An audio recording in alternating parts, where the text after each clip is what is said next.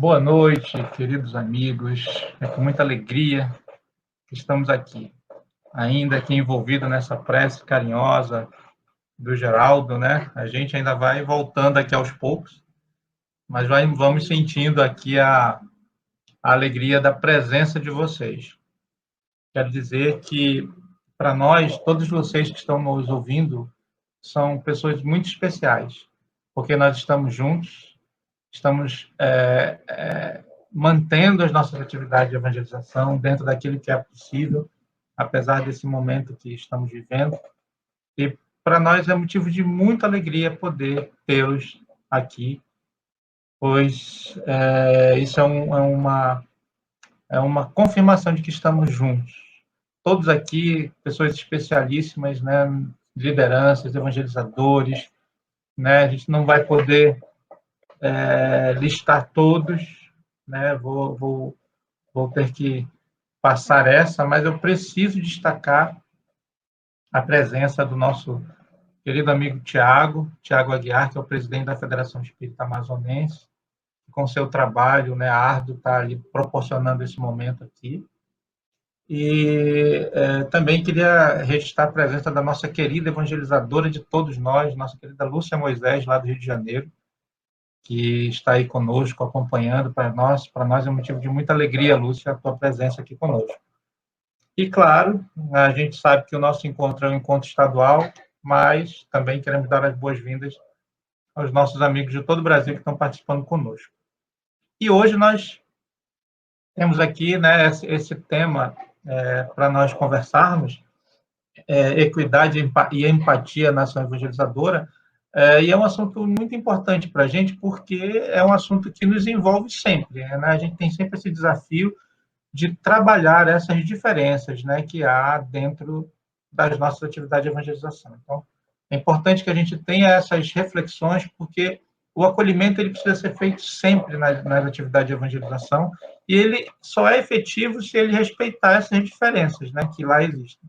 E a equidade e a empatia é importantíssimo para isso, para que a gente possa saber lidar com as diferenças emocionais, diferenças sociais, intelectuais, dos jovens, das crianças que estão conosco na atividade de evangelização espírita.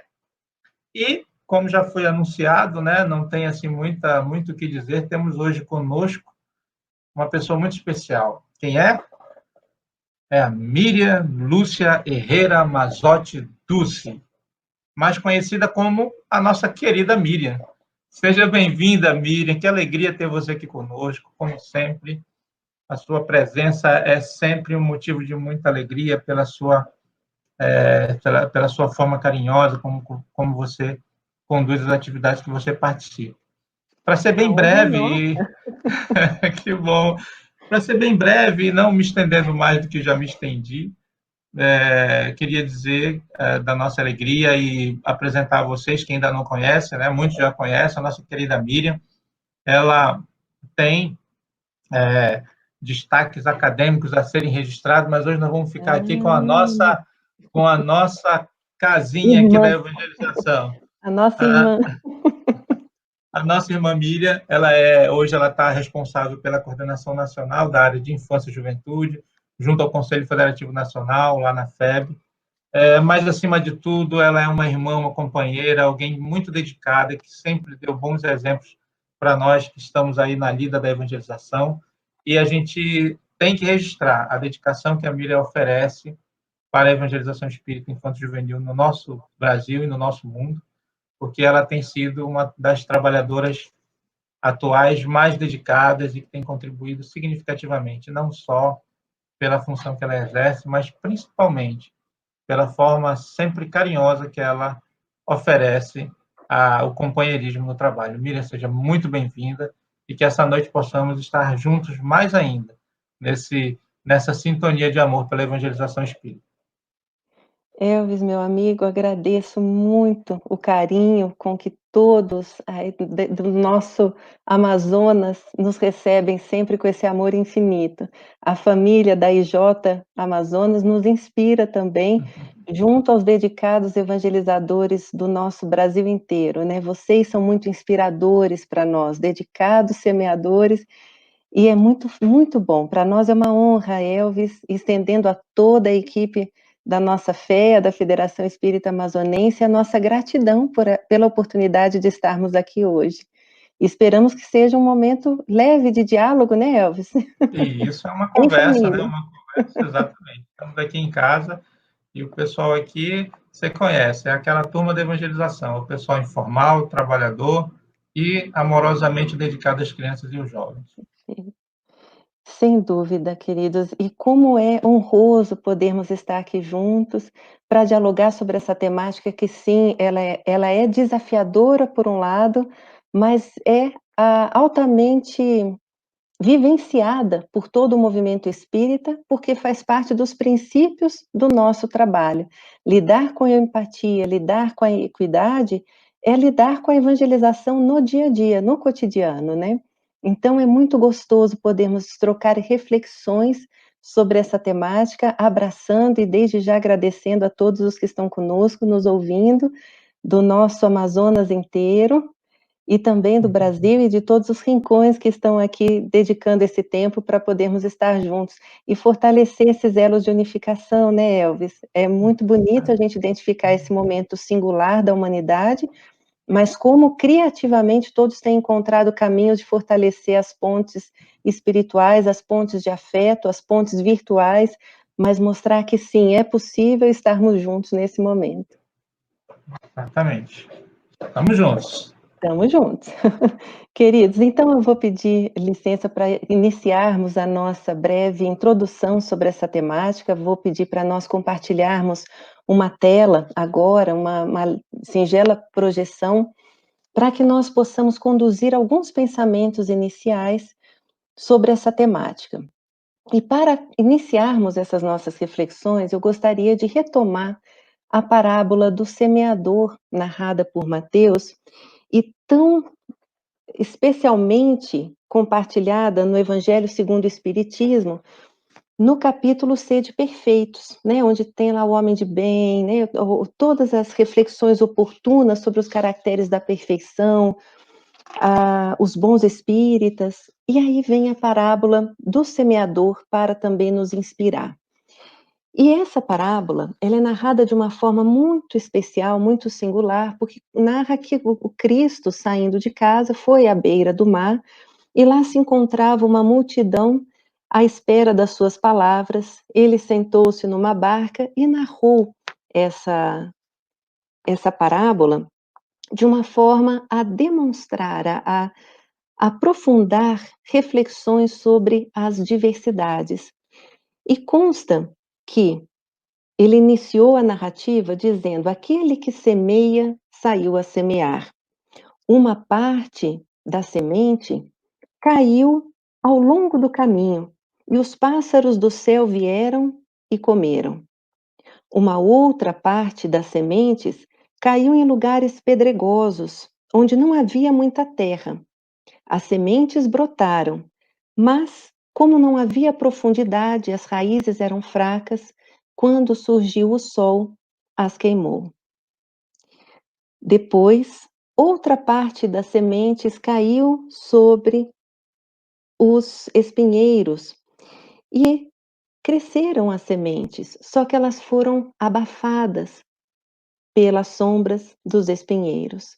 E uma outra parte da semente caiu em solo fértil. E essas sementes floresceram. Essas sementes produziram frutos de 100 por 1, de 60 por 1, de 30 por 1. Essa singela parábola do nosso mestre Jesus nos traz elementos importantes de reflexão sobre a diversidade dos nossos solos dos nossos corações, mediante a grandeza da semente do Evangelho. Muitas vezes, as sementes caem a céu aberto e são logo comidas. Outras chegam a fazer um efeito, a desejar florescer e frutecer, mas muitas vezes ainda não tem a profundidade, as raízes que possam sustentar o trabalho íntimo de regeneração. Outras vezes chegam a crescer, mas são abafadas por elementos externos quando ainda não encontram a legitimidade da busca do sol. E outras caem em terra fértil. E ainda assim, na sua diversidade, alguns produzem de 100 por 1, outros 60 por 1, outros 30 por 1. A beleza da diversidade, mas a habilidade do semeador, a perseverança do semeador ao lançar as sementes, porque confia no poder da semente, na seriedade da tarefa e confia que o trabalho florescerá e deixará um lastro, uma produtividade em frutos que realmente representem uma era diferenciada. A partir dessas reflexões acerca da parábola do semeador, dessa grande diversidade que existe, nós passamos a refletir de uma forma mais direta sobre a empatia e a equidade na prática da evangelização. E dentro desses princípios, nós gostaríamos de trazer, de organizar essa nossa fala em 2 momentos. Um momento inicial, nós gostaríamos de trazer os princípios da nossa ação evangelizadora de uma forma abrangente, de uma forma breve, mas apontando a sincronia dessas 2 palavrinhas mágicas, empatia e equidade, com a prática e os princípios da nossa tarefa. E num segundo momento, identificando mais claramente o impacto da empatia na ação evangelizadora e o impacto da equidade na ação evangelizadora. Vamos lá? Nesse momento, então, ao trazermos aqui os princípios da nossa ação evangelizadora, nós vamos buscar fazer uma síntese, algo que foi estudado carinhosamente pelo Brasil inteiro nos documentos orientadores que estão à disposição de todo o movimento espírita, mas que, de alguma forma, sintetiza a base que sustenta todo o trabalho da evangelização. E que os dedicados evangelizadores que estão conosco aqui, certamente já se sintonizam com esse propósito para podermos convergir esforços e trabalhar. O primeiro princípio que nós gostaríamos de compartilhar é o princípio do zelo doutrinário.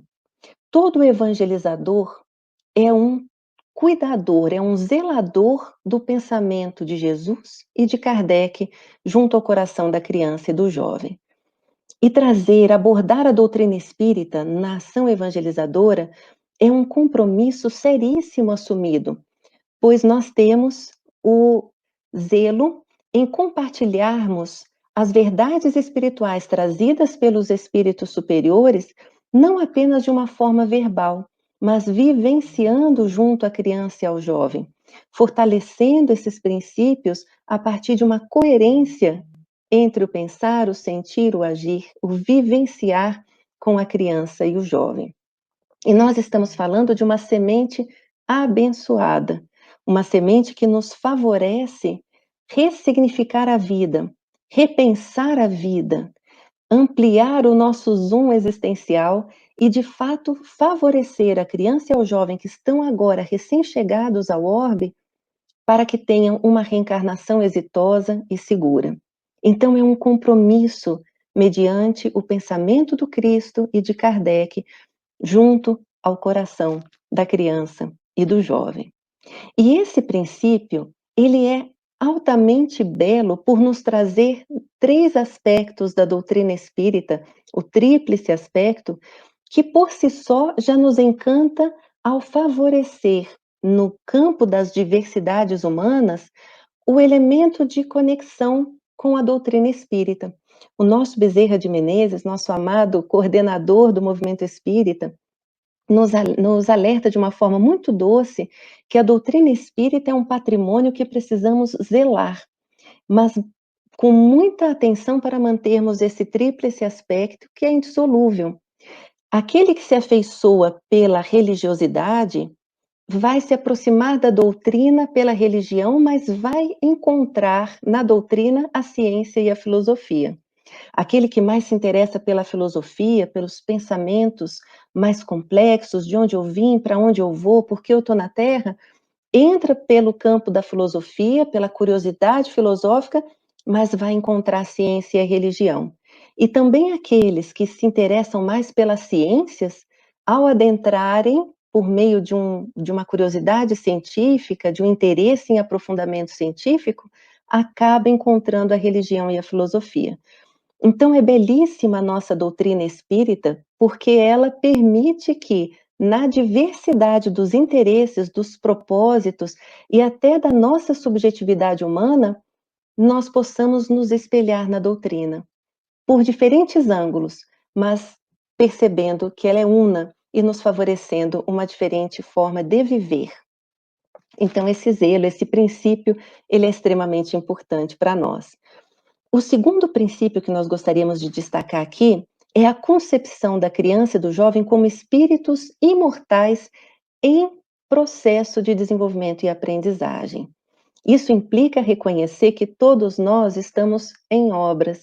Isso implica reconhecer que nós somos processo em aprimoramento, em aperfeiçoamento. Nós estamos aprendendo e nos desenvolvendo o tempo todo, buscando agregar novos elementos de conhecimento, mas também reformularmos sentimentos, propostas de vida, parâmetros, para que possamos, ampliando o nosso olhar, alcançarmos os nossos objetivos reencarnatórios. Então, é muito importante compreendermos que as nossas crianças e os nossos jovens, assim como nós mesmos, estamos em desenvolvimento. E o nosso olhar se torna mais compreensivo, mais empático, por trazermos esses elementos de humanidade entre nós. Nós estamos juntos no mesmo tempo, no mesmo espaço, para crescermos juntos, aprendermos juntos. E isso também impacta a nossa ação evangelizadora. Um terceiro princípio que gostaríamos de compartilhar é o foco no autoaprimoramento rumo à perfeição. E aqui nós gostaríamos de trazer a resposta dos espíritos à questão 385, em que em um trechinho eles destacam: os espíritos só entram nessa vida corporal para se aperfeiçoarem, para se melhorarem. Esse é o propósito de vida de todos nós nascemos para isso, desencarnarmos melhores do que quando encarnamos.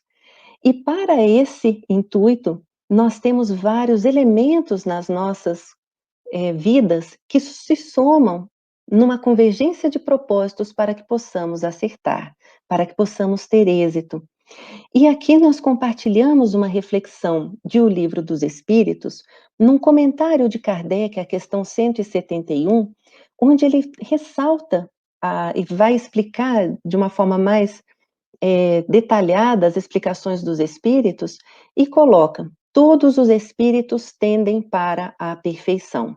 E Deus lhes faculta os meios de alcançá-la, proporcionando-lhes as provações da vida corporal. Sua justiça, porém, lhe concede realizar em novas existências o que não puderam fazer ou concluir numa primeira prova.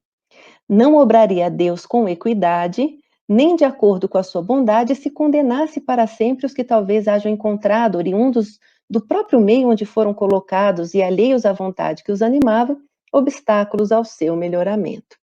Interessante esse trechinho do Livro dos Espíritos, que fala da equidade divina. O agir com equidade é um princípio tão nobre na ação evangelizadora, que é um princípio de Deus em relação às nossas vidas, e apresenta o processo reencarnatório como uma das provas da equidade divina, da justiça divina, em compreender a nossa diversidade, os nossos caminhos, as nossas singularidades, favorecendo-nos provas específicas para que possamos nos aprimorar.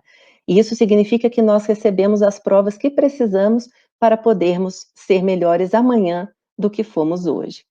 Então, essa prova do amor divino também manifesta pela equidade divina nos seus processos pedagógicos por meio da reencarnação. E na questão 789, também falando da reencarnação enquanto justiça e equidade divinas, os benfeitores nos colocam: com a pluralidade das existências, é igual para todos o direito à felicidade, porque ninguém fica privado do progresso, ou seja, todos nós vivenciamos a lei do progresso. Todos nós estamos aqui para progredirmos e ninguém está isenta dessa lei. Essa lei é irrevogável. Nós estamos juntos, de mãos dadas, fortalecidos no propósito de progredirmos juntos. E por isso, na questão 1009 de O Livro dos Espíritos, nós também trouxemos uma pérola de Paulo, o apóstolo, né, amado por todos nós. E ele nos traz, numa síntese belíssima, qual é o nosso propósito da perfectibilidade: gravitar para a unidade divina, eis o fim da humanidade. Então, todos nós, as nossas crianças, os nossos jovens, e agora, enquanto eu estou abordando, enquanto eu estou falando, eu peço para que vocês já pensem nos grupos de evangelização que vocês atuam, junto às crianças, junto aos jovens. Todos eles, todos nós, estamos aqui para gravitarmos para a unidade divina, visando a essa experiência da perfectibilidade em processo de aperfeiçoamento, para que realmente nos tornemos melhores. Como nos diz Emmanuel, em belíssima mensagem, todos nós estamos muito distantes da perfeição, mas nenhum de nós se encontra distante do autoaperfeiçoamento. Então, nós estamos todos em aperfeiçoamento. Vamos, então, nos fortalecermos mutuamente para gravitarmos para a unidade divina. Essa unidade divina, esse movimento de gravitar para a unidade divina, implica justiça, amor e ciência. A justiça está muito relacionada com a equidade, o amor extremamente relacionado com a empatia, e a ciência é a que vai dar sentido à justiça e ao amor, organizando esses elementos e favorecendo que encontremos meios operacionais práticos para que possamos agir de forma justa e amorosa, empática e com equidade. E assim, chegamos ao quarto princípio da nossa ação evangelizadora, que é o respeito à singularidade na diversidade. Ou seja, reconhecendo-nos como espíritos imortais, nós estamos realmente nos vendo num conjunto altamente diverso e vendo positivamente a diversidade. Ser diverso é positivo, porque permite o aprendizado, as trocas, o crescimento, os múltiplos olhares. E, ao mesmo tempo em que nos vemos na diversidade, o olhar na singularidade do sujeito. Esse é um dos grandes desafios da nossa ação evangelizadora, reconhecermos-nos num todo, num olhar coletivo e numa atenção singular, para que possamos tocar o coração de todos, fortalecermos-nos mutuamente, para que possamos dar sentido à prática evangelizadora, encontrando ressonância, para que a mensagem encontre ressonância no coração daqueles que estão conosco.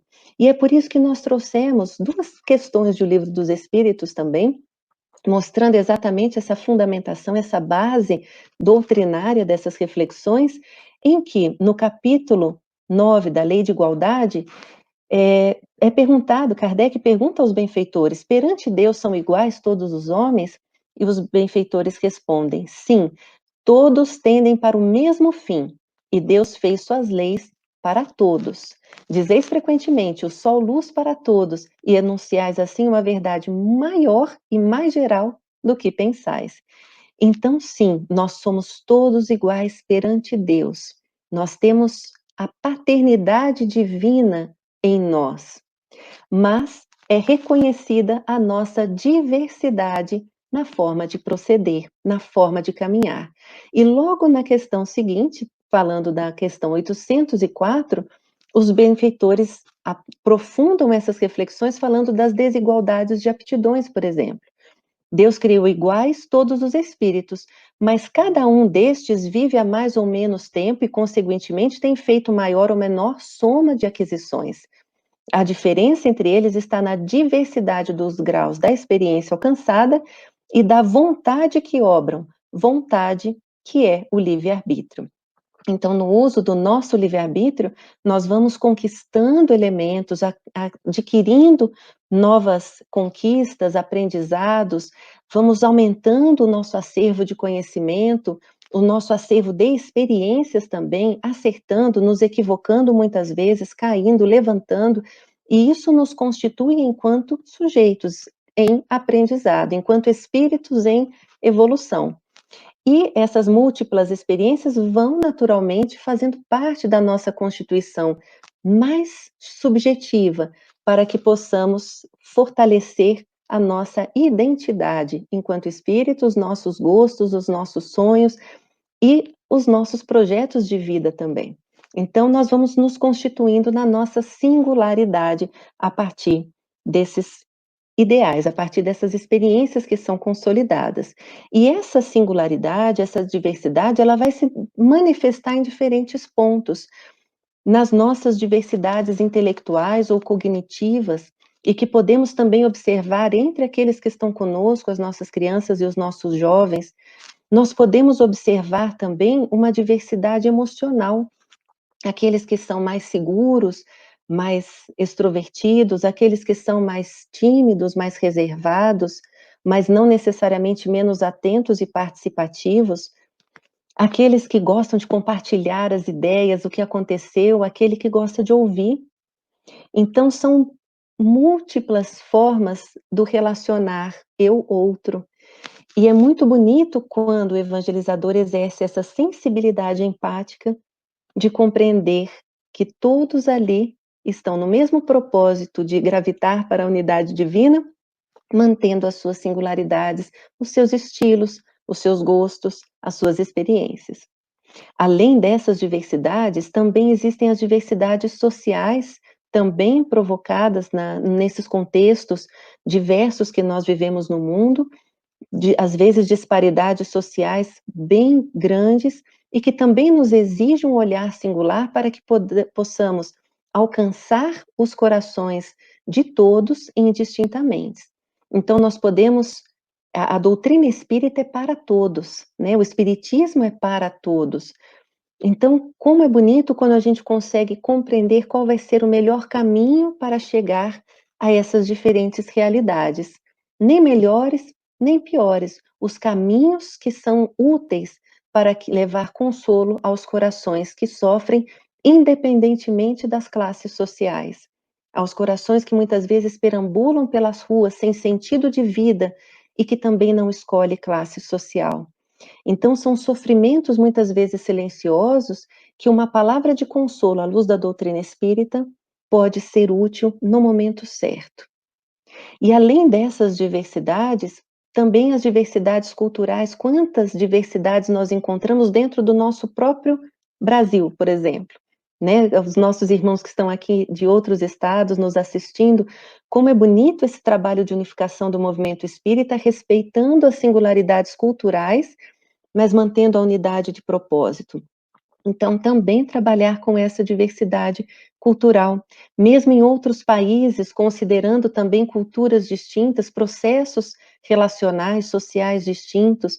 Então, é muito importante termos esse olhar atento também a essa diversidade e outras tantas diversidades que nos constituem enquanto indivíduo singular.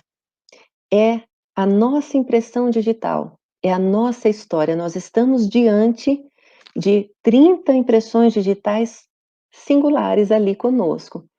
Imaginem as impressões da alma, imaginem as impressões do coração, para além das impressões digitais. Quantas histórias estão ali, quantos sonhos, quantas construções, quantos aprendizados. Quanto temos a aprender enquanto evangelizadores com tantas belas histórias que estão na nossa frente.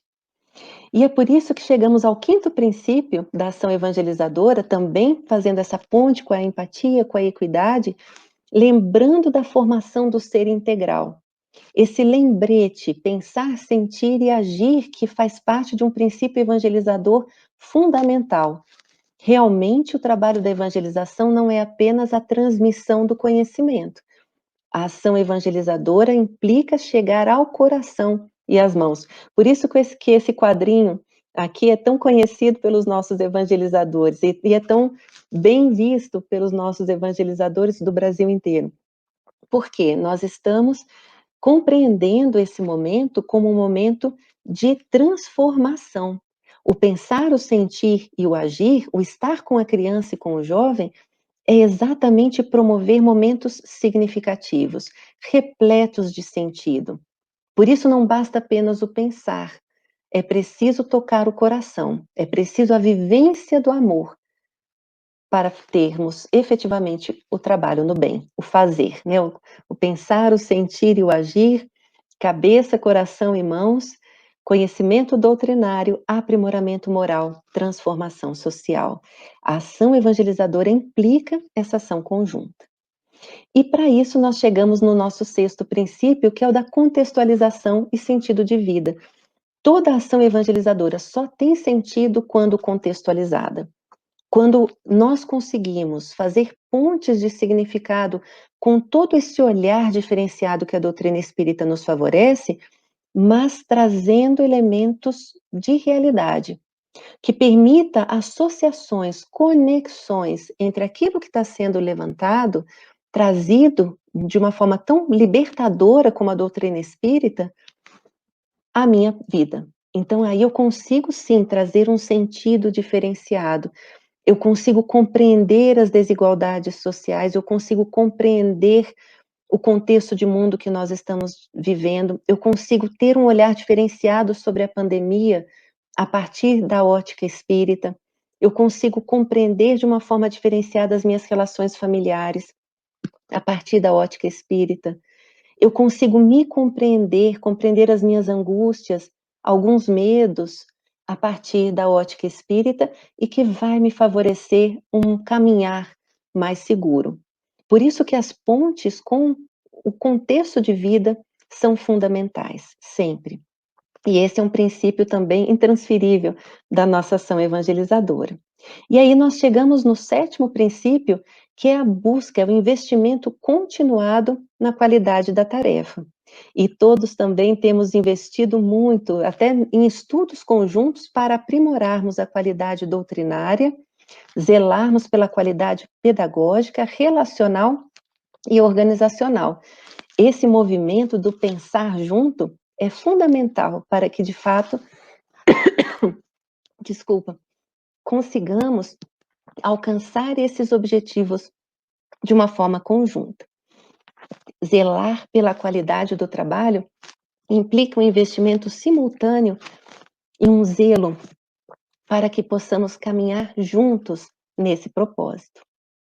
E aí nós passamos para o oitavo princípio, que é o estímulo ao protagonismo e exercício da autonomia das crianças e jovens. Toda ação evangelizadora implica autonomia. Nós não temos o objetivo da heteronomia, da obediência passiva e irrefletida das orientações que vêm de fora para dentro.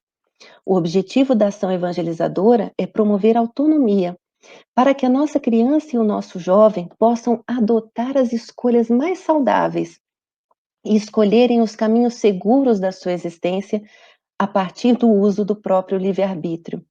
Mas para fazerem as escolhas seguras precisam ter elementos, e a nossa doutrina espírita é riquíssima de elementos de reflexão que vão favorecer uma análise crítica antes das decisões. Por isso é tão importante fortalecermos o protagonismo que favorece o ombro a ombro, lado a lado, o estar junto, o papel ativo da criança e do jovem nesse processo de crescimento. E por isso nós chegamos ao nono princípio da nossa ação evangelizadora, que é a vivência desses espaços de ação. A ação evangelizadora, ela não se restringe apenas ao espaço de estudo, e isso tem um impacto grande quando vamos falar das diversidades de interesses, das diversidades de possibilidades de trabalho com a criança e com o jovem, também mantendo ponte com a equidade e com a empatia. O espaço de estudo, ele é um espaço privilegiado que abre canal para a confraternização, para a vivenciação social, para o espaço de comunicação social, de integração no centro espírita e no movimento espírita, para os espaços de convivência familiar, para o investimento da criança e do jovem nos campos da arte, nas atividades doutrinárias. É riquíssimo o campo de trabalho onde podem se expressar compartilhando os seus talentos e as suas experiências. E isso também é equidade, isso também é empatia, isso também é valorizar a diversidade de talentos que estão conosco, para que possamos, de fato, crescer juntos e abrir, possibilitar essa participação. Oportunidade mais orientação é igual a trabalho no bem. E por isso, nós chegamos aqui ao 10º e último princípio da nossa ação evangelizadora, que é a consciência e o compromisso do evangelizador. Esse último princípio é muito especial e ele fecha com chave de ouro esse momento dos princípios, porque ele traz uma consciência de que o semeador, ao sair a semear, precisa estar preparado, precisa conhecer a semente, precisa conhecer o solo, precisa preparar o solo e precisa lançar a semente de uma forma tal que seja bem aproveitada, que consiga produzir, provocar uma profundidade que favoreça raízes nos corações das nossas crianças e dos nossos jovens, para que essas sementes não sejam comidas pelos pássaros, para que elas não sejam queimadas pelo sol, nem abafadas pelos espinhos, mas para que de fato elas consigam produzir flores e frutos de forma criativa e de forma útil à própria humanidade. Então nós estamos lidando com uma semente abençoada, num solo abençoado e certamente contando com mãos abençoadas dos nossos evangelizadores no lançar, no semear, no adubar, no preparar, no acompanhar o crescimento da semente. Porque nós estamos lidando com as diversidades dos corações, que são os seus tesouros e que nos chegam na instituição espírita em busca de orientação, de esclarecimento, de consolo, de orientação. E é por isso que nesse instante compartilhamos algumas reflexões, compreendendo que todos os princípios da nossa ação evangelizadora se respaldam nos elementos de empatia e de equidade. E quando falamos em empatia, nós estamos falando dessa capacidade de nos colocarmos no lugar do outro, de sentirmos a realidade do outro, de podermos perceber como o outro agiria e como nós agiríamos se estivéssemos no lugar dele. É um exercício de sair de si mesmo para enxergar o mundo com outros olhos, com profundo respeito às diversas realidades que existem. E em especial nesse mundo de hoje, o desenvolvimento dessa habilidade da empatia é um tesouro de grande quilate.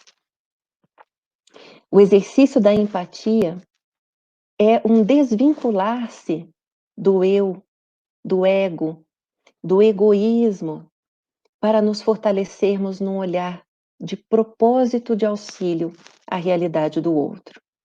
E quando nós conseguimos nos desprender do nós para olhar o outro, nós passamos a compreender a máxima do Cristo. Portanto, tudo que vós quereis que os homens vos façam, fazei-lo também vós a eles. Nós passamos a compreender as relações humanas. E essa máxima do Cristo é a grande regra áurea do relacionamento humano. Fazer ao outro o que gostaria que o outro vos fizesse. Implica o respeito, o zelo pelo outro, pelo sentimento do outro, o cuidado. Na questão 822 do Livro dos Espíritos, os benfeitores ratificam o primeiro princípio de justiça. É essa máxima: não façais aos outros o que não quereríeis que vos fizessem. A empatia é um princípio de justiça. Nossa querida Meimei destaca também o poder da empatia. Ao nos falar, indicamos como sugestão nos manter atentos e sensibilizados ao sofrimento do próximo. Ou seja, olhe para o próximo, esteja com o próximo, o condoer, né, o se deixar tocar pela dor do outro.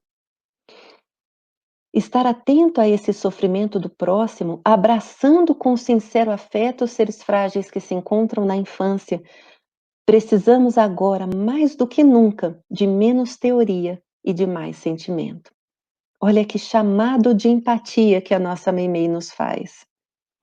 E essa empatia nos convida a uma comunicação empática, a construção de vínculos a partir de uma comunicação mais fluida, mais transparente, que me permita uma colocação no lugar do outro a partir da sensibilidade do olhar, do falar e do ouvir. E esses elementos fazem parte da nossa qualidade relacional, que também muitos dos nossos evangelizadores conhecem bem. O exercício do olhar sensível é o enxergar para além do que é mostrado.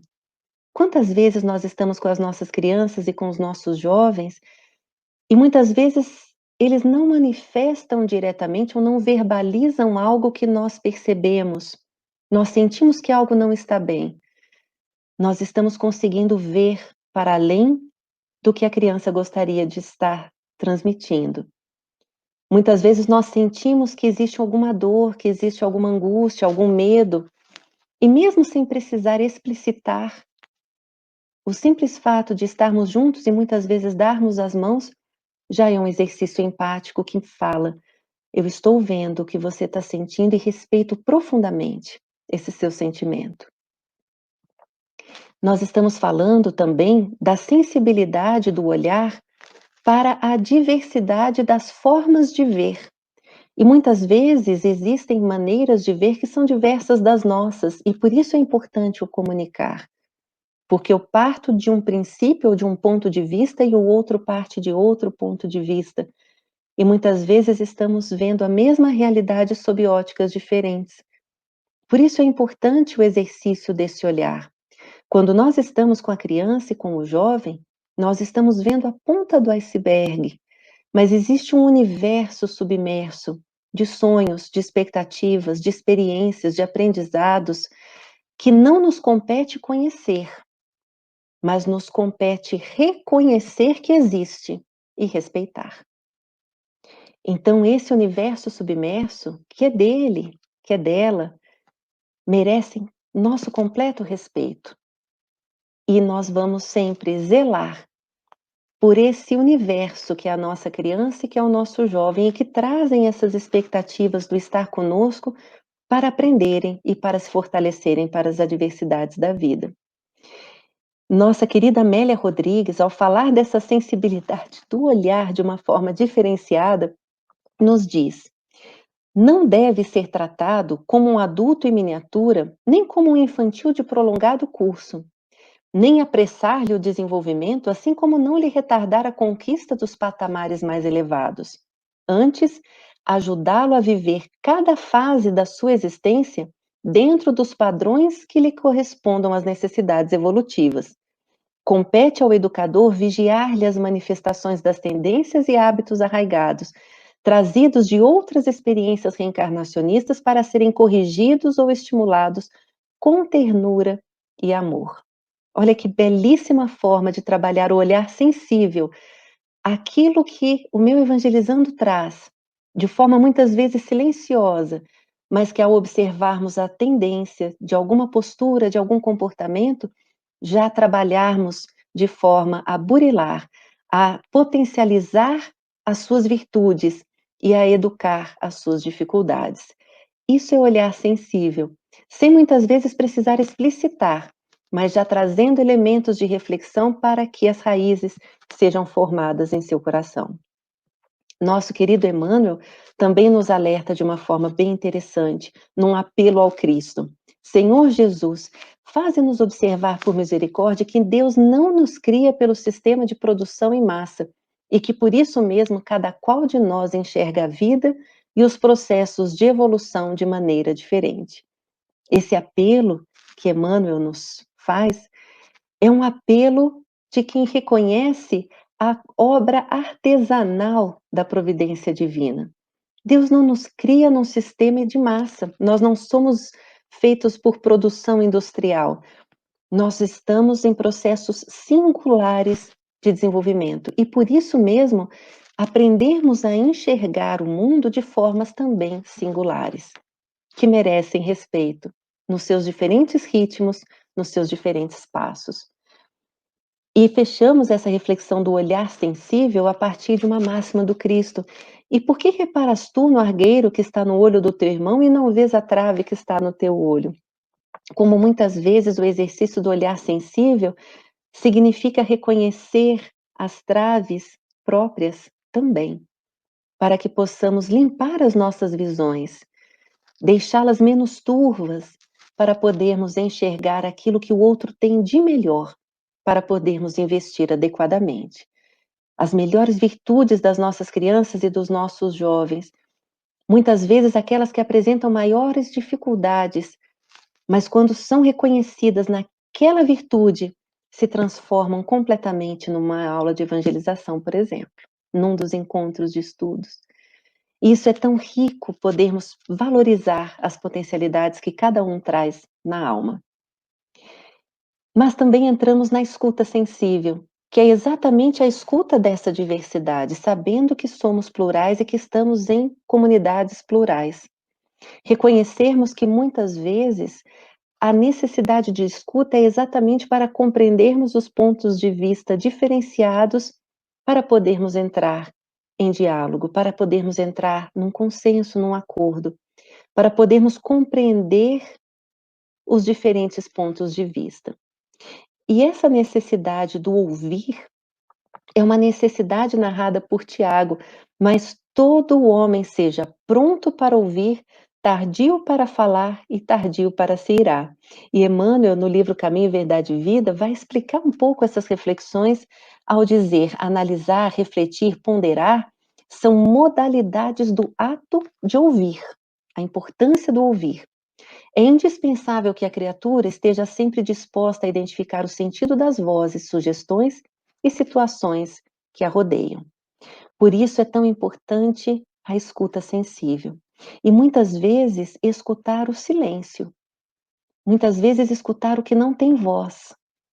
Escutar um coração silencioso. Escutar aquele jovem que está no canto, sem se manifestar muito, só mexendo no celular. Ter a habilidade de escutar aquela criança super agitada que pula na sala, nos encontros o tempo todo, pedindo atenção.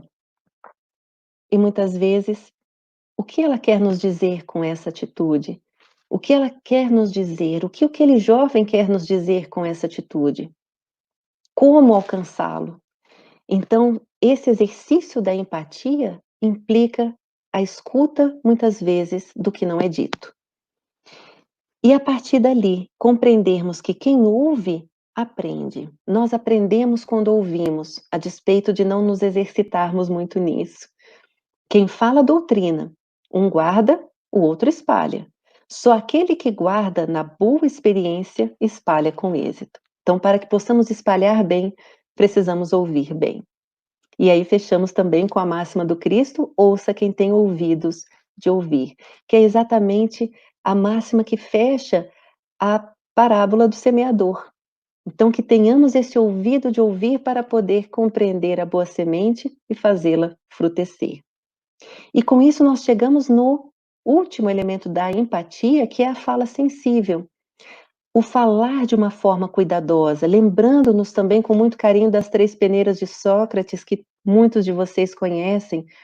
É necessário, ou melhor, é verdadeiro, é necessário e com bondade, para que possamos diminuir as possibilidades de mal-entendido, de erros de interpretação, para que não corramos o risco de passarmos adiante inverdades ou algo que não edifique. O nosso mundo já está cheio disso, das fake news, e percebemos o quão muitas vezes, muitas relações se rompem por mal-entendido, por silêncios não preenchidos, por uma voz que precisava ser preenchida de uma forma amorosa.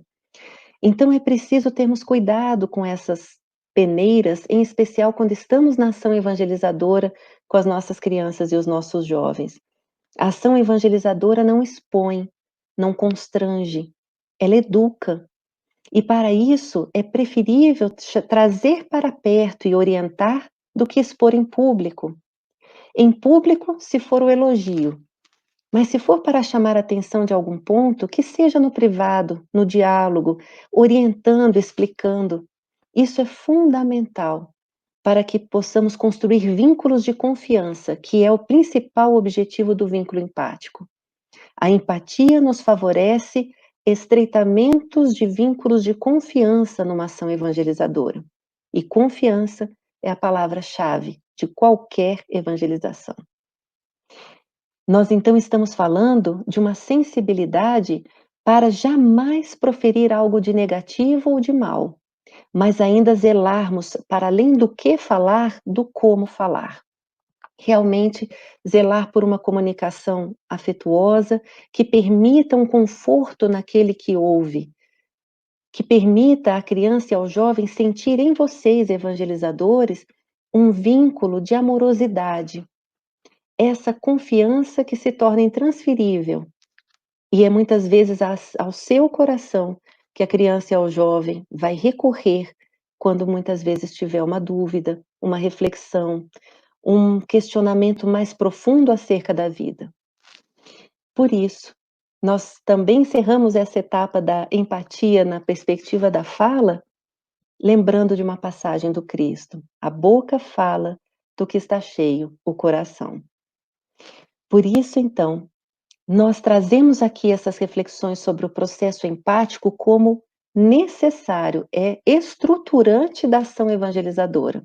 Do contrário, a evangelização seria apenas uma transmissão de conhecimento, no qual eu falo, mas não estou vendo quem está comigo, não estou ouvindo quem está comigo e também não estou me comunicando numa perspectiva de sensibilidade, eu estou apenas transmitindo. E assim nós chegamos na equidade, né, também, trazendo, introduzindo essa reflexão da equidade com 4 palavrinhas mágicas: acolhimento, interesse, estímulo e entusiasmo, como nos diz Guion Ribeiro, nos fortalecendo para esse apoio de integração. Quando falamos então de equidade, essa imagem extraída das páginas de internet nos fala muito. A equidade é diferente da igualdade. A equidade se refere a oferecer oportunidades para o alcance dos objetivos comuns. E para podermos tratar o outro com equidade, eu preciso de um senso de justiça altamente aprimorado, de um olhar sensível e empático. A empatia é condição para a equidade, para que de fato possamos fortalecer essas nossas ações num propósito de que todos alcancem os objetivos. Reconhecendo, por exemplo, essas maçãs como a nossa doutrina espírita, como os ensinamentos doutrinários que vão nos nutrir a alma, nos fortalecer saudavelmente o espírito, nós temos o compromisso de encontrar as melhores ferramentas, os melhores meios, caminhos, recursos possíveis para que todos possam ter acesso a essa mensagem libertadora. E para isso, muitas vezes, nós podemos gerenciar esses recursos que nós temos hoje disponíveis para podermos alcançar esse propósito. Então, agir com equidade não é agir de forma igual para os iguais, é agir de forma diferente, considerando a nossa diversidade. Então, nós temos aqui reflexões importantes para que possamos gerenciar os melhores meios para encontrar os melhores fins. E aí nós encontramos realmente na característica da equidade a isenção, a justiça, a imparcialidade, a neutralidade, para podermos garantir que elementos sejam elaborados, conjugados de forma personalizada para atender às necessidades daquele que está comigo. Por isso a necessidade de um olhar específico às necessidades de cada um. A partir desse olhar, nós trouxemos aqui uma reflexão da questão 222 do Livro dos Espíritos, em que ele fala da equidade divina em relação a nós, para que possamos também compreender a necessidade de sermos também, de agirmos com equidade junto àqueles que estão conosco. Com a pluralidade das existências, a desigualdade que notamos nada mais representa em oposição à mais rigorosa equidade, é que apenas vemos o presente e não o passado. E aí os benfeitores ainda colocam: admitam-se as existências consecutivas e tudo se explicará conformemente à justiça de Deus. Deus, como é justo e como age com equidade em relação a nós, também nos convida a entrarmos, a investirmos na lei do progresso, compreendendo as nossas necessidades espirituais que são singulares e nos oferecendo oportunidades reencarnatórias compatíveis com as nossas dificuldades. Então, a grande pedagogia divina em relação a nós, ela também se manifesta, né? Nós podemos projetar essa justiça divina de Deus em relação a nós, na nossa relação evangelizadora em relação à criança e ao jovem que estão conosco. Como nós podemos organizar os nossos espaços evangelizadores para podermos trabalhar de acordo com as necessidades daqueles que estão conosco, compreendendo, tendo como ponto de partida essa diversidade. Essa imagem também nos toca de uma forma diferente. Cada planta tem uma forma particular para se desenvolver e assim também somos nós. Umas precisam de mais água, uma temperatura mais amena, o outro precisa de calor e pouca água. Cada um tem o seu perfil de desenvolvimento. Nós também precisamos identificar em nós as nossas dificuldades e as nossas potencialidades. Quem aqui é pai ou mãe, sabe perfeitamente que, a despeito de termos muitas vezes filhos diversos, num contexto, inclusive, às vezes parecido, cada um é um espírito com uma necessidade singular. Para uns, a gente tem que estimular uma determinada ação, para outros, a gente tem que segurar um pouquinho e puxar para reflexão. Tem filho que a gente fala: vai, filho, coragem, vamos, tá tudo bem. Tem outros que a gente tem que falar: não, filho, volta aqui, o mundo é perigoso, não é tão assim, por conta da singularidade de cada um. Mas argumentando, acolhendo, respeitando essa diversidade. E é por isso que o Cristo, ao trabalhar com seus discípulos, também reconheceu essa diversidade. Nossa querida Joana de Ângeles, na obra Lições para a Felicidade, nos traz isso. Afável e nobre, Jesus lecionou pelo exemplo, aplicando a metodologia compatível com o nível de entendimento e de consciência daqueles que o acompanharam. Cada um tinha um perfil, cada um tinha uma personalidade muito singular, e o Cristo soube chegar ao coração de todos, convidando-os a prosseguirem nessa tarefa de disseminar a boa nova, de transformar o mundo. Assim, as relações que o Cristo estabelecia eram relações em que o bem predominava e que todas as ações de convivência que o Cristo se fortalecia eram pautadas na fraternidade, na tolerância, no auxílio recíproco. Essas relações, a partir da diversidade, fizeram com que pudessem estabelecer relações de confiança e prosseguirem com a tarefa. E é por isso que uma relação de equidade nos convida a segurarmos um pouquinho o nosso relógio, a nossa pressa, para olharmos para as bússolas, para onde nós estamos indo, como está esse espírito que está aqui conosco, em que posso ajudar. Precisaremos encontrar caminhos diferentes, rotas diferentes, para alcançarmos o mesmo objetivo. Mas o melhor caminho para um pode não ser o melhor caminho para o outro, e vamos precisar encontrar esses caminhos. Por isso que os planejamentos na ação evangelizadora, e esse é um impacto da equidade, é esse planejamento personalizado. É um convite à criatividade a que todos nós recebemos quando assumimos o trabalho da evangelização. Sermos criativos para encontrarmos caminhos, construirmos roteiros, planejamentos que sejam de fato personalizados em relação às necessidades de cada um, contextualizados, fundamentados doutrinariamente, criativos e flexíveis, porque mesmo no percurso, aqueles que estão conosco também se transformam, assim como nós. Então nós estamos adubando essa terra e nos fortalecendo com ela. Toda a ação de equidade parte da valorização das experiências individuais, das singularidades, parte do desenvolvimento daquele que está conosco, da criança, do jovem, independentemente do contexto, para que possamos compreender qual é o melhor caminho para esse grupo, nesse ano, para trabalharmos tais reflexões, e isso de uma forma extremamente customizada. Tem foco sempre nas potencialidades, não nas dificuldades. Aquilo que nós identificamos enquanto cenário nos permite compreendermos aonde estão os desafios, mas também nos permite reconhecer aquilo que já existe de solidamente consolidado, positivamente consolidado. Então é importante focarmos no positivo, nas potencialidades, investirmos de fato nesse crescimento e trabalharmos com a promoção de ambientes que sejam cooperativos. Todas as ações que imprimam equidade devem voltar-se para as ações de cooperação.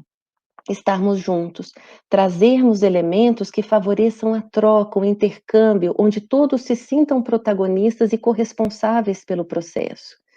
As crianças e os jovens gostam de compartilhar essas reflexões, e é importante promover esses espaços cooperativos nos espaços evangelizadores, de forma a favorecer esse crescimento conjunto. E, a partir dali, essa contextualização, trabalhando os temas doutrinários, trazendo para a realidade, da realidade, explicando à luz da doutrina espírita e fortalecendo um sentido do conhecimento para se fortalecerem para as experiências da vida. E para isso podem se utilizar recursos diversos, os mais variados, inclusive recurso nenhum, se não for necessário, que seja a voz, que seja o olhar, que seja uma história, que seja estarmos juntos debaixo de uma árvore conversando, que seja um violão por uma música, que seja um quadro, que seja uma lousa digital, que seja um PowerPoint, que seja um recurso tecnológico como o que estamos usando agora, que seja de tecnologia de ponta, ou que seja um giz de cera, brincando, colorindo, que seja uma vivência de grupo, que seja um lápis, que seja um livro. Os recursos são variados, de acordo com as possibilidades de cada um, as possibilidades da instituição, do evangelizador, as áreas de interesse dos nossos evangelizandos, contanto que os recursos nos façam chegar aos fins. Contanto que vejamos os recursos como meios e não como fins. Porque o propósito da ação evangelizadora é o aprimoramento dos seus corações, das suas mentes e das suas mãos para o bem. E isso também é equidade. Sabermos selecionar qual vai ser o melhor recurso dentro do possível para chegarmos aos seus corações. E identificarmos o olhar coletivo com a atenção singular. Nós estamos num grupo, nós temos várias crianças, e essa é uma pergunta que sempre nos chega. Nós estamos lidando com 30, então eu vou preparar 30 encontros diferentes? Naturalmente, nós trabalhamos numa perspectiva de coletividade, identificando quais os que participam mais numa atividade, como que a gente pode chegar naquele outro. Apresentamos diversas atividades para que ora um, ora outro se envolva mais e, ao mesmo tempo, estimule o interesse, amplie o repertório de interesse de todos também.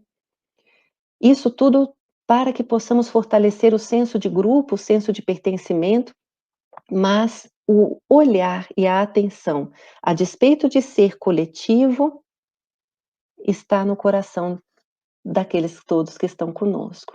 Isso vai garantir sentido. E é por isso que a ação evangelizadora não se restringe apenas a 1 hora e meia por semana. É um vínculo de confiança que é construído. Por isso, os demais espaços de ação com a criança e com o jovem, que envolvem o vínculo familiar, comunicação social, um trabalho para estarmos juntos.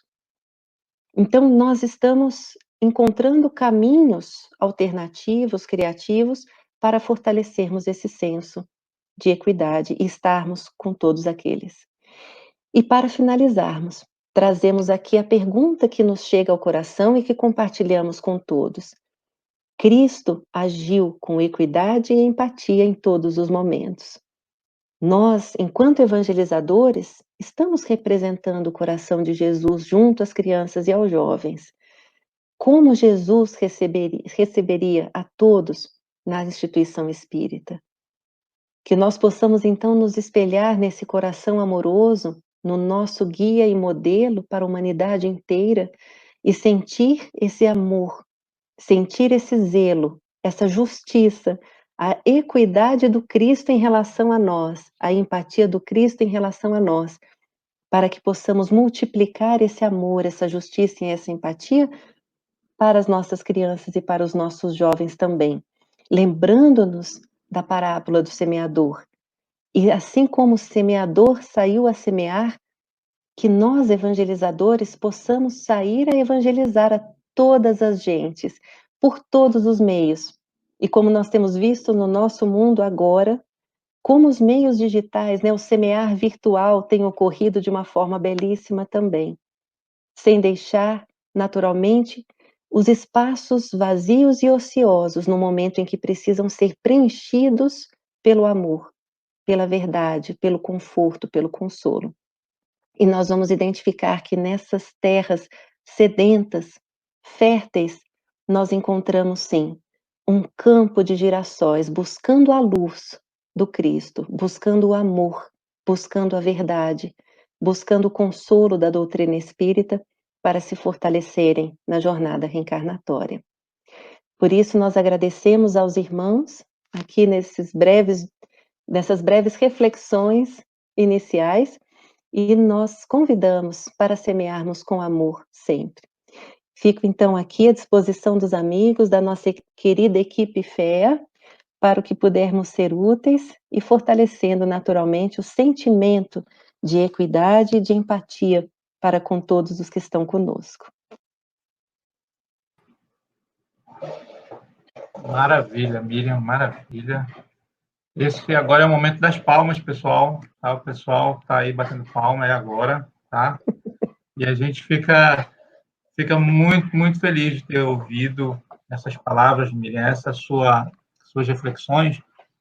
São verdadeiras inspirações para todos nós que enfrentamos as dificuldades, né, de cumprir a nossa tarefa com essa diversidade que temos nas nossas salas de evangelização. E muitas vezes a diversidade vem com os problemas sociais que acabam chegando na casa espírita e nós precisamos acolhê-los e colocar a mensagem consoladora a serviço. E as suas palavras nos incentivam, porque às vezes a gente se sente um pouco, né? Então, será que eu vou conseguir? E você mostrou que nós temos um leque grande. Naturalmente, nós temos as especificidades, mas aquilo que você nos ofereceu, com certeza já é um caminho que podemos trilhar com segurança. Nós temos agora algumas perguntas, vamos tentar atender o máximo de perguntas possíveis dos nossos irmãos que estão participando aí no chat, naturalmente, como de se esperar, né? Estamos com os altos picos do Ibope aí, né? Todo mundo, Brasil inteiro, nossos amigos coordenadores, o pessoal lá está, todo mundo, não vou falar o nome do pessoal aqui para o pessoal ficar chateado, mas é muita gente boa, só coisas brilhantes na nossa lista de participantes. Mas vamos aqui uma primeira pergunta que chegou, na verdade eram duas, a gente fez uma só, é a pergunta da Janara. A Janara é uma coordenadora de evangelização infantil aqui de Manaus, da Fundação Allan Kardec. Ela pergunta assim: como evangelizar identificando e considerando as singularidades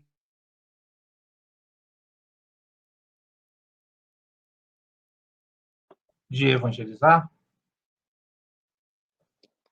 Pois é, como evangelizar identificando e considerando essas singularidades? Queridas, a gente agradece essas perguntas e, de fato, muitas vezes nos chega, Elvis, uma reflexão: qual é a receita? Como é que a gente vai fazer? E exatamente por trabalhar com diversidades, a receita não existe. Existem processos, mas receitas não. Existem exercícios para podermos identificar e considerar essas singularidades. A palavra mágica para compreendermos as singularidades das crianças e dos jovens que estão conosco é exatamente o tema desse nosso encontro: empatia. A empatia favorece a equidade. E é esse olhar empático, sensível, que é o momento em que a gente para de ter a pressa, né? Por isso que a gente colocou o relógio e a bússola. É o momento em que a gente tira um pouco o relógio, que é importante, mas segura um pouquinho. Vamos olhar quem está conosco. Para qual é o norte? Para onde nós vamos? Que rota que nós vamos escolher para alcançarmos melhor esses objetivos? Então o exercício do olhar sensível, da fala sensível, da escuta sensível, é que vai favorecer com que a gente compreenda, conheça aqueles que estão conosco, conheça as nossas crianças, conheçam os nossos jovens. E isso vai fazer com que nós possamos compreender, primeiro, as potencialidades que eles têm, e que bom, porque quando eles se sentem valorizados nas potencialidades, quando nós trazemos à tona, utilizamos, né, no grupo essas potencialidades deles, os talentos, eles se sentem acolhidos, valorizados, pertencentes àquele espaço. Então eles se sentem ali corresponsáveis pelo trabalho evangelizador. E também identificamos os seus desafios. E essa parte dos desafios, que nós até colocamos um pouquinho na fala, ela não necessariamente é explícita, e nem deve ser. Ela, pelo contrário, é um momento discreto do olhar em que a gente identifica uma dor silenciosa, uma dúvida, uma reflexão, mas muitas vezes, pelo simples fato de estarmos juntos com eles, com as crianças e com os jovens, nessa sensibilidade de ouvir o não falado, de ver o não exposto, é exatamente o momento que a confiança se constrói, onde eles se sentem melhores, mais acolhidos e começam também a se relacionarem de uma forma mais espontânea conosco também. Então, é o estar disponível para. A empatia implica a nossa disponibilidade interna de dizer para a criança e para o jovem: tem um espaço para você aqui dentro de mim. Fica à vontade. O meu coração é seu. E aí a criança e o jovem também vão passar a se sentir em casa com vocês. Então é um ponto, é um momento em que a empatia favorece esse esse conhecer das singularidades e, naturalmente, uma ação mais justa, com mais equidade com todos. Exatamente. E a facilidade que o evangelizador vai ter com essa receptividade, certamente vai contribuir muito, né, com a mensagem que ele vai levar. E sobre essa questão da mensagem, a gente também tem uma outra pergunta aqui, da Tatiane Oliveira. Ela pergunta o seguinte: como estimular os evangelizadores na busca da qualidade doutrinária? Uma das questões que você colocou, né? Perfeito, Tatiane, muito boa essa questão que você coloca. Nós temos um compromisso, como foi visto, né, com o zelo doutrinário. E nós, evangelizadores, trabalhadores espíritas, do movimento espíritas, assumimos realmente um papel de zelo pela doutrina espírita, né? Somos zeladores da doutrina, e as crianças e os jovens, ao estarem conosco, não estão conosco para ouvirem as opiniões pessoais nossas do que nós achamos de algo que, que se refere a um assunto. Eles estão para ouvirem a postura, o olhar da doutrina espírita sobre os diferentes assuntos. E lógico, a gente pode até colocar a nossa opinião pessoal, mas deixando claro, isso aqui é opinião pessoal, a doutrina diz isso. E essa qualidade doutrinária é a que vai dar sustento a todo o trabalho, é a que vai dar segurança para todo o trabalho. E para isso é estudar e estudar, forjando sempre luzes às nossas reflexões, como nos diz Guion Ribeiro. Estudar e estudar é nos engajarmos em grupos de estudos oferecidos nas instituições espíritas, em grupos do ESD, em grupos das obras básicas. Hoje em dia, inclusive, pelas redes sociais, tem muitas lives riquíssimas em conteúdos doutrinários. Graças a Deus, tem se buscado ocupar esses espaços virtuais de uma forma edificante e salutar, Então, é assistindo palestras, é refletindo junto, é montando grupos de estudo para algumas obras da doutrina espírita, entre os próprios evangelizadores, muitas vezes, vários grupos optam por também, além do estudo doutrinário oferecido pela casa, também entre o grupo estudar algumas obras para poder fortalecer determinada argumentação, reflexão. Então, é investir realmente na abordagem doutrinária para que possamos compartilhar a essência do pensamento do Cristo e de Kardec, cientes de que esses pensamentos e esses conhecimentos são libertadores. Não se trata apenas de um conhecimento, se trata de uma concepção de vida, é uma mudança de forma de enxergar a vida e o mundo, e por isso ela realmente precisa estar muito bem consolidada no seu tríplice aspecto. Emília, sobre esse caso, né, sobre essa questão, melhor dizendo, qual seria a tua reflexão por uma questão que você deve enfrentar, e nós coordenadores também enfrentamos muito, que é a falta de tempo do evangelizador para esse estudo adicional, digamos assim. Porque a gente nota uma certa tendência dos evangelizadores ficarem mais no estudo voltado ao trabalho em si, né? Então, eu estou estudando para fazer o plano de aula, eu estou, claro, fazendo minhas leituras, mas focado no plano, no planejamento em si. E eu acabo não tendo tempo para participar de estudos que têm outros programas, que, claro, são programas, né, de conteúdo doutrinário que reforçam nosso trabalho. Mas a gente acaba enfrentando isso, aí a gente fica sempre naquela dificuldade, né? Às vezes a gente vai ter que perder o trabalhador porque ele não pode estudar. Claro, né? A gente sabe que os evangelizadores, os coordenadores procuram conciliar isso. Mas qual a tua reflexão sobre isso? Porque eu sei, você já adiantou que é importante esse estudo, né? Mas qual é essa reflexão para que a gente possa compartilhar com nossos companheiros, buscar essa sensibilização? Elvis, você nos coloca uma situação que é real e, ao mesmo tempo, é um ponto de vulnerabilidade gravíssimo dentro do nosso próprio movimento espírita. A questão de gestão do tempo é de cunho pessoal, naturalmente, mas nós não podemos oferecer aquilo que não temos.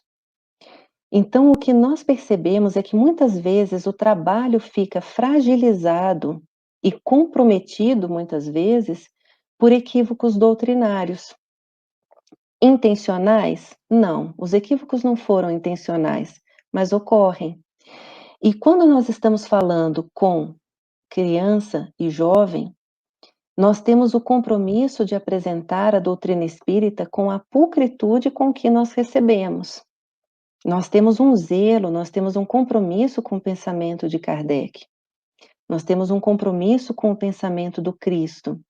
E não pode ser um equívoco nosso se esse pensamento chegar de forma turva ou até adulterada junto à criança e ao jovem por um descuido nosso. Reitero, não de forma intencional, mas muitas vezes por um despreparo. E muitas vezes até trazendo atavismos, ou, não, peraí, eu vou pesquisar rapidinho esse assunto no Google, aí coloca lá, achou tal coisa, não, mas qual é a fonte? Não, não vi direito a fonte. Nós temos um Pentateuco riquíssimo, nós temos uma fonte fantástica, que são as obras do nosso Chico, do nosso Divaldo, só isso já daria 5 encarnações de estudo aprofundado. Exato. E nós temos fontes lindas, com um conhecimento que certamente vai nos enriquecer a alma na nossa essência, né? Conhecimentos que a gente vai levar para toda a eternidade. Estudar é oportunidade, estudar não é peso.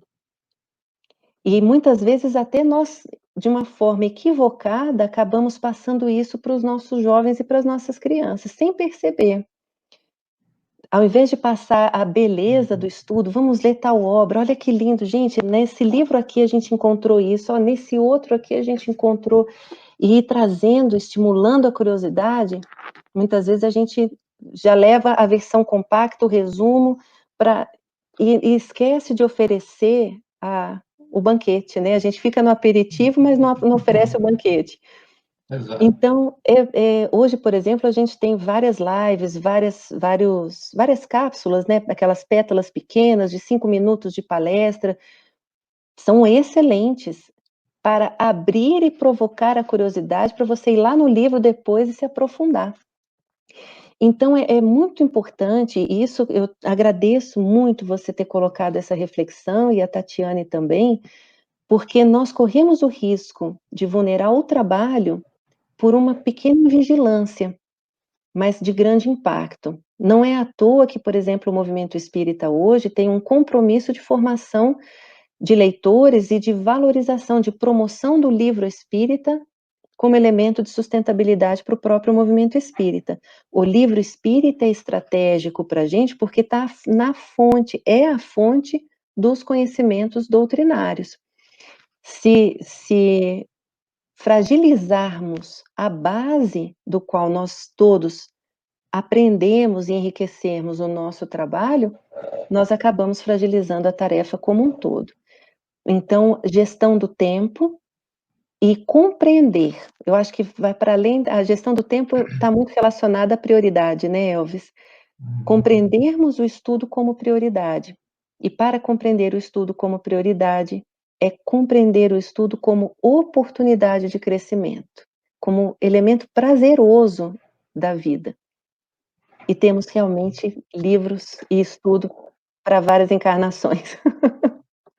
Perfeito. E o melhor é que muitos coordenadores que estão nos assistindo agora têm evangelizadores seus ouvindo você. Então já demos um atalho aí, né? Mas vamos continuar. A Vanessa, ela é coordenadora também de área aqui de uma casa espírita aqui em Manaus, do Centro Espírita Tomás de Aquino.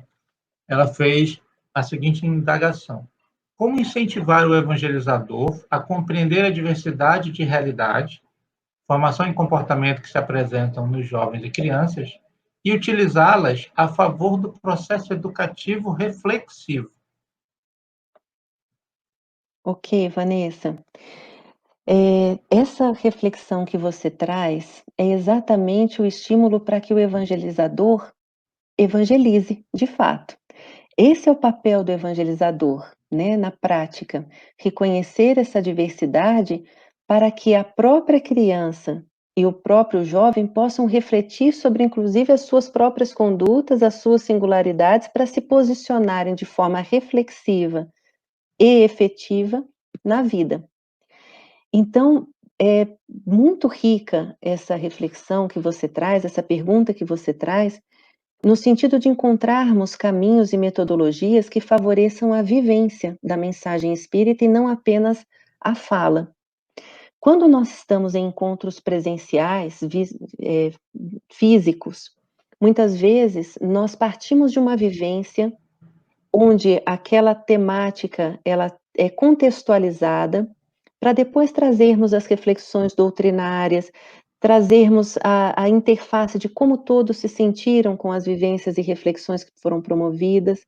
Então, o espaço evangelizador, ele é produtivo para favorecer a vivência da mensagem, a partir de dinâmicas de propostas, de experiências que sejam ali, que utilizem do próprio grupo para o intercâmbio. Quando não temos a possibilidade de estarmos presencialmente juntos, por exemplo, como nesse momento pandêmico, nós nos utilizamos das possibilidades dos encontros, muitas vezes virtuais, de um vídeo reflexivo que favoreça a empatia, provocando o diálogo entre todos.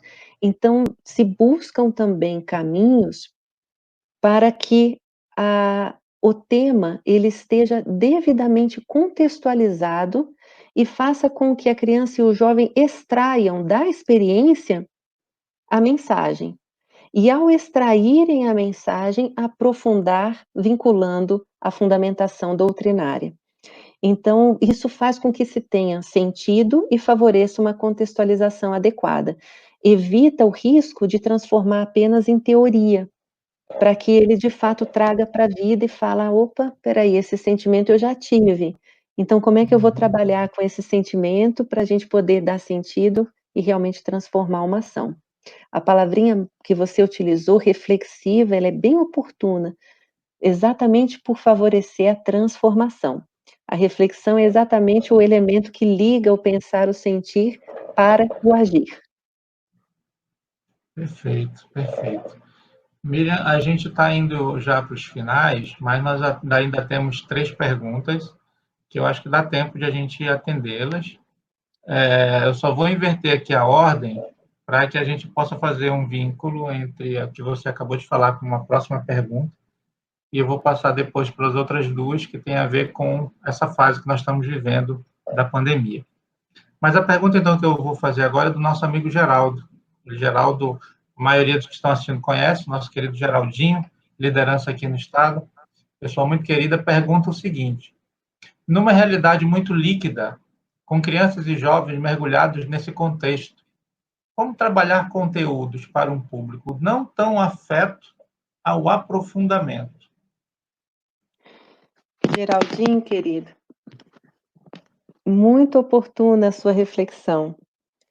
Receba meu abraço com muito carinho e admiração. Geraldo, essa sociedade líquida, né, que o Bauman coloca para a gente, que é uma sociedade delicada porque não percebe a superficialidade das relações e a própria liquidez a que ele se refere também, ela está muito relacionada a elementos de necessidades que são provocadas de forma sequenciada e superficial, sem necessariamente terem a sua essência atendida. Então, quando você fala dessa realidade líquida, dessa sociedade líquida, nós realmente refletimos sobre uma provocação contínua de necessidades superficiais sem atendimento à sua plena essência. Então é uma realidade da superfície, né, é uma realidade da aparência, em detrimento da essência. E a essência, de fato, ela não é tocada. Só que existe um momento, Geraldo e amigos, em que aquilo que o mundo tem a oferecer para a superficialidade do ter, não mais satisfaz a profundidade do ser. E chega a um momento em que as necessidades da alma surgem e não mais se satisfazem com o que o mundo oferece, né, com as ofertas do mundo. Então, quando nós estamos imersos nesse momento líquido, nós fugimos do aprofundamento. Não nos atrai porque aprofundar implica autoconhecimento. E ninguém disse que autoconhecimento é fácil, é simples. É um processo muitas vezes delicado que nos exige atenção, mas é um processo intransferível, inadiável. Esse momento pandêmico, inclusive, tem nos convidado a sairmos de uma zona de conforto que realmente estava cômodo num ritmo acelerado, todo mundo fazendo muita coisa e sem precisar olhar muito para dentro de si. E agora o momento do recolhimento social nos convida exatamente para entrarmos no mundo íntimo e aprofundarmos aquilo que precisa ser aprofundado, recalcular rota, calibrar o GPS para de fato chegarmos aonde precisamos chegar, porque muitos de nós estávamos aceleradíssimos numa bicicleta no ar. Uma sensação de cansaço sem estar indo para lugar algum. Outros estavam indo, mas para outro lado. Então, espera aí, volta. Está precisando voltar, calibra a rota.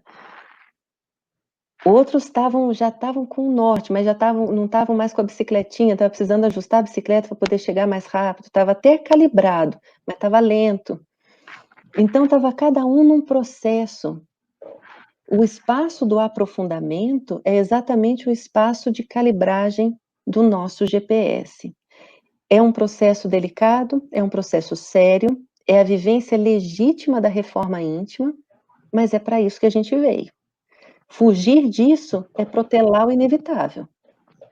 E agora nós estamos realmente precisando focar no que é essencial, deixar o supérfluo para depois, se der tempo, mas focar no essencial. Nós estamos muito envolvidos, ou estávamos, ou muitos de nós ainda estamos, nos vagalumes, né, como a gente já utilizou essa metáfora algumas vezes. Quantos vagalumes na nossa vida e o nosso foco ali, aquele farol na nossa frente, nos chamando a atenção, e muitas vezes ainda nos distraímos. Então o momento é bem oportuno, viu, meu amigo, e a todos, para que possamos de fato promover, inclusive com as crianças e com os jovens, essa calibragem do GPS, naturalmente proporcional às suas percepções, às suas compreensões, mas para que tenham realmente sentido de vida. É para isso que a gente veio. Maravilha. E a próxima pergunta ela está justamente focada nesse momento que vivemos e em cima daquilo que você falou. A Lenara, uma trabalhadora evangelizadora aqui da cidade de Manaus, pesquisadora espírita, ela faz a seguinte pergunta: o momento agora é de desafio. O que você pode nos falar de uma evangelização online com equidade e empatia? Lenara, obrigada pela pergunta.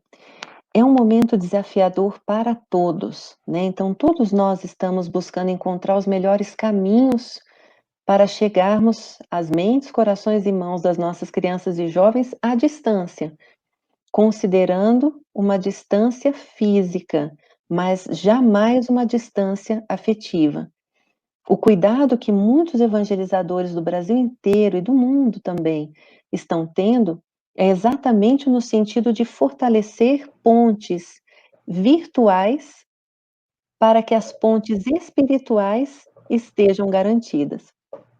E para isso, realmente encontrando ferramentas alternativas, espaços virtuais de diálogos, grupos de WhatsApp, grupos de Meet, de Zoom, utilizando, recentemente nós até fizemos uma formação para as lideranças dos estados, junto com todos, aprendendo, somando ideias de ferramentas criativas que pudessem ser utilizadas na evangelização online, para que pudesse também criar espaços criativos, atrativos, afetivos e efetivos com as crianças e com os jovens. Foram mais de 35 ferramentas diferentes para que pudessem ser socializadas e tornar realmente os encontros de evangelização atrativos e que alcancem os objetivos do trabalho.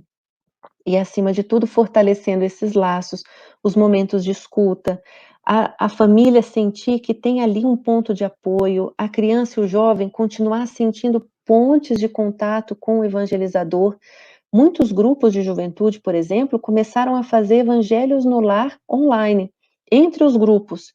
E começou a dar tão certo essa experiência que acabou juntando grupos de juventudes. Então, era um grupo de um centro, mas entravam os jovens de outros centros, no final está um grupo quase estadual, exatamente para poderem fortalecer, mostrar que é possível esse encontro, respeitando naturalmente as singularidades. Aqueles que têm dificuldade, por exemplo, de rede, de internet ou situações de vulnerabilidade maiores, muitos grupos têm trabalhado, por exemplo, na evangelização infantil, preparando as atividades, os evangelizadores preparam atividades, imprimem, montam historinhas e tudo mais, junta na cesta básica, por exemplo, da família, para poder levar para a comunidade, mas a criança está tendo acesso à mensagem, à história, à música, né. Então, muitas vezes, mesmo nas situações de maior vulnerabilidade, às vezes a mãe ou alguém da família tem um celular, compartilha uma música, compartilha um áudio. Tem evangelizadores gravando áudio, 5 minutinhos, assim: "Fulano, aqui é tia Miriam, então eu estou mandando essa mensagenzinha só para ir falar mensagem, fala um tema, canta uma música, envia uma foto, uma mensagem", mas para se sentirem próximos. O importante é o vínculo, o importante realmente é um sentimento de pertencimento que precisa existir. O distanciamento social, sim, mas o distanciamento afetivo, jamais. E esse momento é um momento desafiador para todos, sabe, Lenara? Todos nós estamos aprendendo juntos, mas de uma forma muito criativa e bela.